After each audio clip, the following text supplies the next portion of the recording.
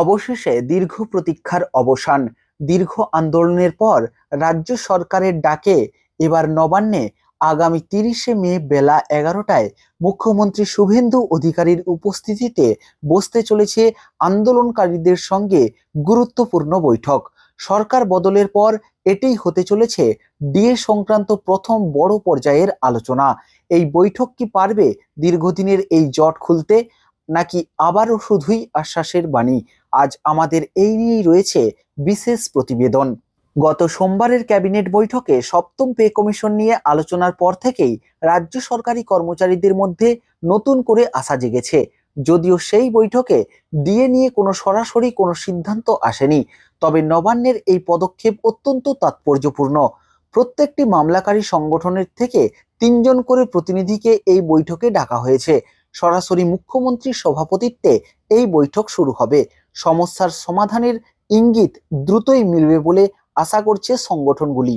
সংগ্রামী যৌথ মঞ্চের আহ্বায়ক ভাস্কর ঘোষের কথায়, আলাপ আলোচনার মাধ্যমে পৃথিবীর সব সমস্যারই সমাধান হয়। তিনি স্পষ্ট জানিয়েছেন, সরকার যদি সদর্থক মনোভাব দেখায় তবে তারা কিছুটা সময় দিতেও আপত্তি করবেন না। বিগত সরকারের সঙ্গে তিক্ত অভিজ্ঞতার বিপরীতে বর্তমান সরকারের এই আলোচনার ইচ্ছাকে তারা স্বাগত জানিয়েছেন। কিন্তু মনে রাখা প্রয়োজন যে সংগ্রামী যৌথ মঞ্চের লড়াই শুধু ডিএর মধ্যে সীমাবদ্ধ নয়।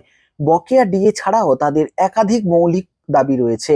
বিশেষ করে সরকারি দপ্তরে পড়ে থাকা কয়েক হাজার শূন্যপদ পূরণ এবং সপ্তম পে কমিশনের বাস্তবায়ন, এই বিষয়গুলো বৈঠকের অন্যতম আলোচ্য বিষয় হতে পারে।